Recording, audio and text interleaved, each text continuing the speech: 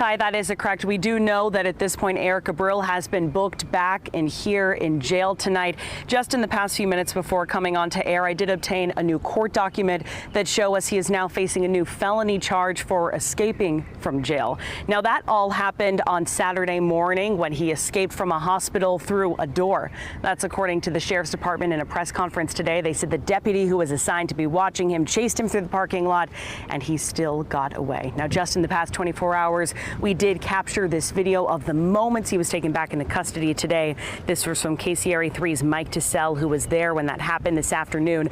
Of course, many are asking why only one deputy was assigned to watch someone in the hospital who is accused of murder. Today, the sheriff says it has to do with what the department calls jail classification.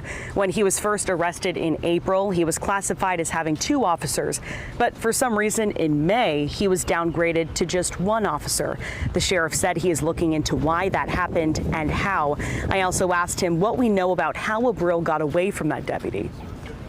Now that we conduct this internal audit, review, and investigation of the deputy, this deputy does have due process rights as well, and he hasn't even been interviewed. So I would hate to speculate on what this deputy's actions were or were not prematurely. Why has he not been interviewed yet?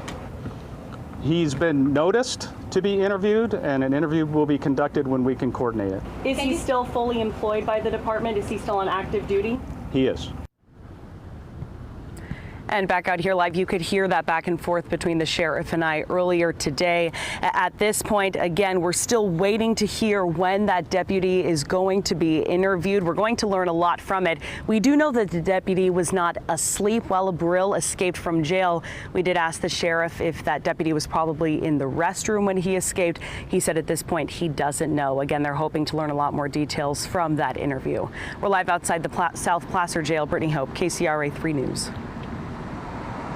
Brittany, great reporting. And before you were at the South Placer County Jail talking to the sheriff, you were actually talking with Roseville residents who live in the area. And we know that Eric J. Abril shot and killed a 72-year-old man, attempted to kill his wife. He's accused of some serious charges. You spoke with those family members today. What did they have to say? Yeah, so I did speak with the family today, and understandably, they're just not ready to make a statement or to go on camera, but they did tell us that they have been spending a lot of time together over the past more than 24 hours as this has all been unfolding. I did ask the sheriff today if he has a message for that family. The press conference, though, wrapped up and he was no longer taking any questions. As for the community, though, we can tell you a lot of folks feel that sigh of relief tonight. They feel a lot safer living in their community, and I hope that is the case as well for the victim's family, too.